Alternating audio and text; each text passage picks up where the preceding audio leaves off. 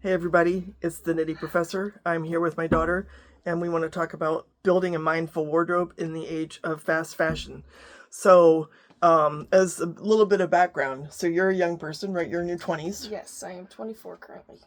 and a lot of young people today, they get out into the world of work and they aren't paid six-figure salaries. No.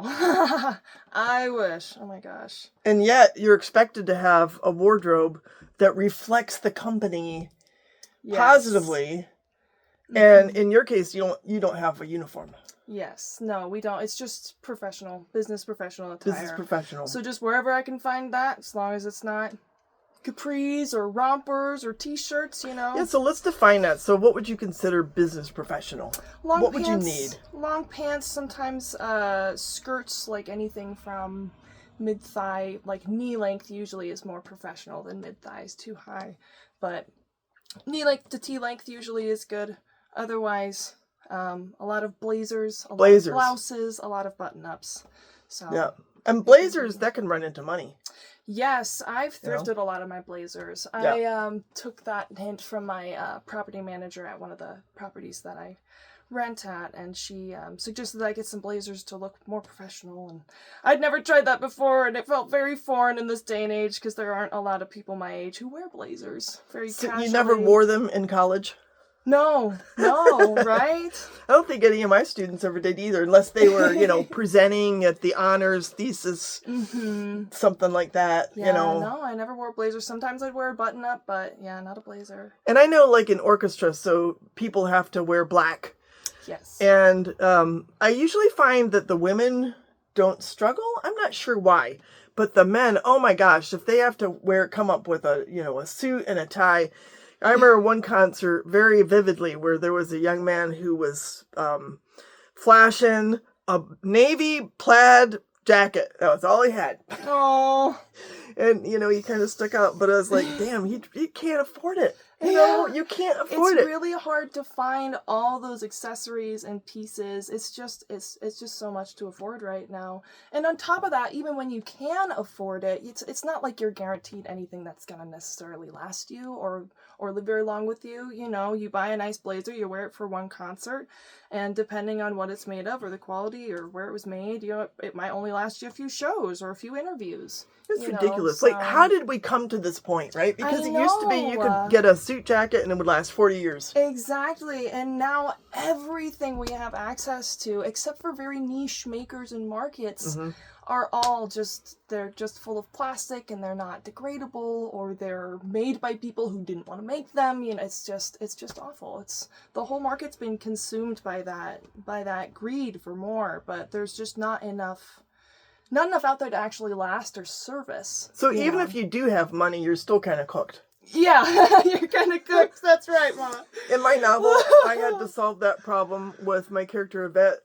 Literally, I just gave her own couturier. Yeah, exactly. Because where's she going to find it? Because, I was shopping with your twin, my son, at Neiman Marcus a month ago, and I was really sad because the clothes had these huge price tags, but they weren't made well. Yeah. What are the flaws that you see in the clothing made today? Because you know how to make clothes, right? Because you did costuming. So. Yes, I did. You studied it. You made costumes. Stuff. I may not be a pattern maker, but I've done my fair share of altering and sewing, and I feel like nowadays everything's plagued by polyester. Everything is plagued by polyester. And on she's top a bad of that, designer. Remember that line in Bewitched where Endora's interviewing this fake woman fashion in Darren's office, and she's like, and how do you feel about polyester, or don't you care for her designs? And she's like, oh, I think polyester has just as much of a right to design whatever she wants to do. Oh, we should watch that episode again. It's a really good one. It's the Crone of Cawdor. That should be on our queue. But no, it really is. The depths to which polyester has sunk. But isn't that so true right now? It's everywhere. It's everywhere. All the plastic materials. It's not even that comfortable to wear all the time. So it's just hard to find stuff that's practical on top of stuff that's made fairly. I think, is the big part. So finding stuff that's not only made in a way that's conscious for the environment, but finding things that are made that are conscious for people and the people who make them, because there's a lot of there are still so many companies and so many makers who rely on slavery nowadays.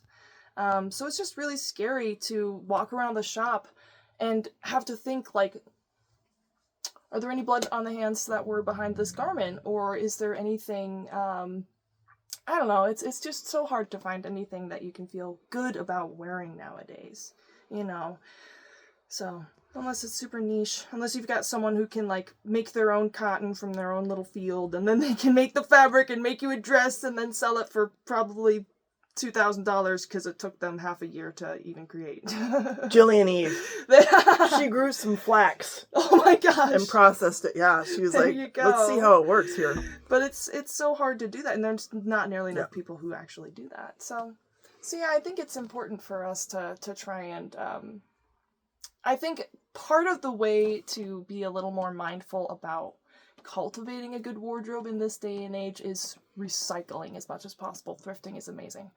Oh my gosh, thrifting is amazing. And if you can learn to sew or mend or darn anything, it's just so much more practical, and you can make your garments last twice as long. So tell us about some of your thrift finds. So Well, you found blazers? Yes, I've found blazers, some of which needed some love, some buttons, some shoulder pads taken out. Actually, I left the shoulder pads in some of mine. I kind of like it. But I actually found some really good quality ones that must be at least 15 years old, at least. Other than that, I like finding stuff that I can alter or, like, upcycle. I'm not as good with the upcycling yet, but I like finding things that a lot of people thrift stuff because it gets a tear in it, or just because it doesn't fit well. So heck yeah, I'm gonna take that garment and live the rest of its life out. For me, I'm gonna get a t-shirt and crop it to make it look nicer, so I'm encouraged to wear it. I'm gonna get that scarf and turn it into a skirt accent or a belt or something. Just be creative. I think that's one of the best things to do, is just be creative with how you use your clothing, so that you don't need as much of it, and so that you don't have to buy as much new clothing. I think that's the really important part, is limiting the amount of consumption that each of us does. Because if all of us were to consume a little less clothing, I know I need to do that, then it would mean that we're just buying less, and therefore it'd be a little easier to not produce as much. So I guess it just depends on the balance of those things. Everybody wants new clothes. Everybody wants to be in on what's hot this season, and it's or this week. I know, it's fast fashion. It's at the point where it's impossible to keep up with that kind of thing. So I say stick to your own style, pick something and go with it, and then just reuse your garments in creative ways, and find stuff that other people left behind. It's really joysome to find something with a story that I can invite into my wardrobe. I like having unique pieces to add in. I remember once I found this blazer from a Salvation Army. I had to skip on it at the time, but it was this tweed rainbow looking, and it was 100% cotton from what I read on the tag. I was amazed. And it was just divine, but it had a couple big tears in it. That was probably the only reason it was on that shelf. God, I still think about that blazer. What do you think about visible mending? Do you know anyone who engages in that? Because that's kind of a... Invisible mending, you said? Visible mending, so where the mends are very evident. I really like that. I haven't seen it a lot as of recently. Maybe I'm just not in the scene enough. But I have a friend who darns her socks. I know people who do it. Even I fixed my own hem the other day, but I think I like the idea of having like patchwork or like darning exposed. I think that's really fun, and it adds to more character to your clothing. I think that's important. Is nobody wants to look like everyone else. Everybody wants their own style, and I think all those scars and rips and mends that you have on there all add to that style. So, like, is there a place for that kind of thing in a business setting? So you say you thrifted some blazers because probably you can't find good ones anywhere today, even if you do spend $1,000. Yep. Yeah, no, you're not going to find a good one that's going to last you, or I mean, why would I buy a new one either when I can just find someone that someone left behind? Because they're not that popular now. People are getting rid of them. I may as well swoop in. What can you make on your own that would work in a business setting? Well, I know you've made your own button-ups. I made this Example shirt. A, which I haven't done as of yet, but I have made my own skirts before. Okay. I've worn some homemade skirts to work. I remember I had a house dress I made once. It'd be fun to do something like that if I could make myself a more professional dress of sorts, even something simple for the summer. What about a cardigan? You should knit one. That would be amazing. See, I have gotten a little farther for my knitting because I've been sewing more, but Okay. it would be nice to make a cardigan. I've always thought it'd be fun to have leg warmers too. Yeah. Just something simple like that. I would love to add leg warmers to my professional ensemble in the winter. I think it'd be really cute with the Chelsea boots. Yeah, especially never because it gets know. pretty cold where you are. Yeah, it does. It can get down into like negative 15 or so, depending on the day. So it's good to have my legs warm. So now I know a lot about sourcing good yarn, and one of the issues with that is it can be expensive, but at least it's available. What about good fabric? Where do we get good fabric? So if you want to make, like, this is just cotton. I mean, it's fine, you know? Yeah. I don't know if it was made by slave labor. I mean, Yeah, I you hope never not, know. but- It's hard to know where your fabric's coming from unless you're staring at all the bolts. yeah, right when cotton you is buy hardly it. an innocent fabric today. Yeah. Takes too much water and pesticides. Yeah, the process is really harsh, as good as the quality of the fabric itself. It's biodegradable. Fiber it is. Yeah, that's the good thing. Same thing with rayon, which is what I have on now, is my whole ensemble is rayon, which it's still kind of harsh to process, but at least it's biodegradable. So that's another thing to keep in mind is what kind of are your fabrics natural or not? Are they biodegradable? That's it's a lot to think about, but it's important. So, oh gosh, I'm losing my train of thought. I'm just thinking about knitting cardigans now. Good quality fabric. Good quality fabric. Good quality the only fabric. places I've ever been able to get fabric are like Hobby Lobby and Joann, and even those don't have a great selection nowadays. You've still got a lot of stuff. I mean, probably the best thing you're going to find is all cotton. I guess you can find some woolens. Maybe, yeah. I don't even, it'd be something for me to learn more about. I think it'd be interesting to know more about how fabric is manufactured and where, by who, and the cost. Yeah. And it almost makes you wonder if, looking for used fabric is smart. Very true. Because I've seen that available from time to time. I think it definitely is, and I also think using other pieces for fabric Right. is smart. Like using bed sheets and things. That's what I was doing when I was early in college. When I got my first apartment, I was living in the studio with no bed frame, and I was sewing on the floor in my free time because it was fun. And that's what I was doing, was buying flat sheets and making skirts and pillowcases and dresses and just in the middle of the wooden floor. So I think that's a very valuable resource, especially going back to the idea of like recycling fabrics and clothes. Yep. But other than that, yeah, I mean, in my experience, it's really hard to find anything better than just all cotton. I mean, most places will have a shelf of a whole bunch of cotton fabrics in different colors and prints and things like that. But I've heard that linen is coming into greater vogue now. Linen is getting more popular now. That might be worth looking for. Yeah, I think you have to be careful what kind of linen you're getting or where it's coming from. But yeah, it is getting a lot more popular now. What about hemp? I haven't seen a lot of hemp. I've run across it, but it almost seems like just from the hype that it should be more common than it is. Yeah, I would say so. Or bamboo. There might be kind of a stigma against hemp. I don't know how it's processed. So, yeah, me either. if you guys out It's there something know to more learn. about these topics, feel free give to us some chime in. hints about the processes. Yeah. What that kind of stuff is like. Bamboo, I've had some bamboo leggings before. Bamboo is really soft.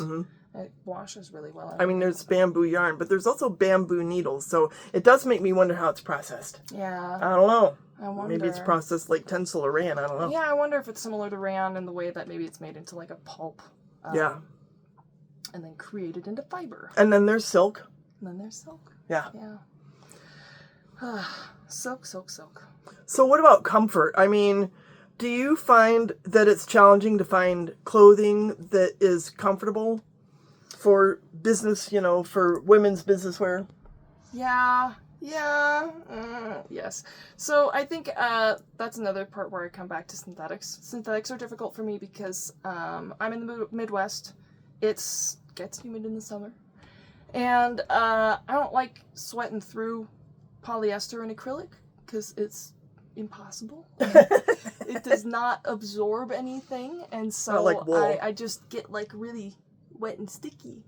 And so it can be really uncomfortable, especially if you're in an office space where there's high AC or something like that, and it's really cold, and then you go outside and you get super sweaty, and you come back in and you get cold sweats. There's no insulation. There's no insulation, not at all. You're just wearing oil. Yeah, you're blocking everything in and out. I remember once when I was a kid, me and my twin, we made some scarves out of this like really thick, soft acrylic yarn that we had found. And I remember wearing them in the winter and just hating it so much because when you breathe into it, all the moisture collects over and freezes. And then it just totally ruins the effect of a scarf.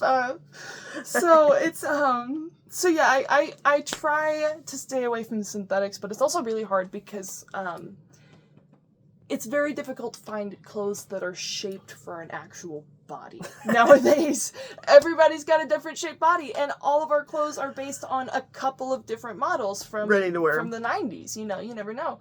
So it's really difficult to find stuff that works for humans. So I've resorted to a lot of like stretch fabrics and stuff Okay. with like I have probably some old navy pants with nylon in them or something like that, you know, or spandex. That's where making your own clothes or Yeah, because when you can retrofitting your thrifted actual stuff. measurements, when you can conform it to your body. Now your body's gonna change, you know. That's all the more weight reason. Shifts, all stuff like that. But but you know, you go in and out of clothes throughout your life. That is par for the course of life. We're all growing people with changing bodies. But that's exactly, it's all the more reason to, if you have that ability to cultivate your own wardrobe for your own body, it's just so much more enjoyable. It makes you feel so much more yourself. I mean, even what I'm wearing now is more of a free size sort of thing, and even that can be nice, but this still is not made for everybody. Yeah, so yeah, I think it's very valuable to be able to make, produce, or alter and change your own clothing because you just have so much more freedom and so much more comfort with what you do. So if we were to come up with like a few takeaways, like how can you build a mindful wardrobe on a modest income when you're trying to, you know, enter professional life, fit in, be, you know, and, you know, feel confident about yourself. Yeah. That's really important to feel confident about yourself. One of the hardest parts, especially if you're on a limited budget, it's hard to actually seek out pieces that you want. You kind of end up just discovering things and going with it. You're like, that's kind of cool. I don't know if I'm into Puma print, but I'll take it, you know. But at the same rate, that's how you find stuff that you click to, you know, and sometimes it's fun to find things that you're drawn to rather than seeking out something you imagine up. So I think thrifting is really valuable. Upcycling and being able to alter your own stuff, even in small ways, being able to add buttons, being able to sew small tears, darn socks, simple things like that take 20 minutes or less to do, can instantly expand your wardrobe and make the stuff you already have last a lot longer. So I think that's really important. If you have a friend with a sewing machine, you know, everybody likes to share if they're nice. Other than that, I think trying to limit the amount of consumption that we all do, as well as being mindful what that consumption is in relation to the people in the world around us, you know. So it's a lot to consider, it's a lot to have in mind, especially now when there's so much like crap thrown at us, so much garbage pitched in our way. You gotta just rifle through it and find flooding our TikTok. Flooding our feeds, you know, all the ads popping up on the video you want to see. But it's everywhere. Everybody wants your money. Everybody wants you to buy more clothes, but it's never going to stop. Yeah, exactly. You might as well just resist now instead of waiting. Yeah. So, well, I find it very helpful to get your take on thank you for slow fashion. Inviting me to share my take with you. I appreciate that because I want it to be reflected in my novels, because slow fashion is one of these like undertones, kind of undercurrent of interest, of social context for my characters. Yes. And I talk a lot about their clothes. Yeah. On occasion, one of my readers will be like, "Do guys really see all of that?" And I'm like, "Well, he's gay, so yeah." And they're like, "Okay," but then I have to like think, What is he gonna know? there might be a little bit too much of me in this cis male character. I'm gonna have to rethink that a little bit. But yeah, it's and I've got all these fiber crafts that yes, are of playing a role. course, of course, and you should. I love that you can share all of your different perspectives on those crafts. It's kind of like the whole series is like a plaidoyer for the fiber arts. Yes, and exactly. why they're important. Exactly. So anyhow, I appreciate it, and thanks for helping me knit my scarf. We've made a little progress here. Yeah, Look at that. Did a little bit. I wasn't counting my rows, but It doesn't matter. It's just a circle. Exactly. It's just a circle, guys. Thanks for listening. Y'all take care. We'll Thanks see you for stopping soon. in. Bye.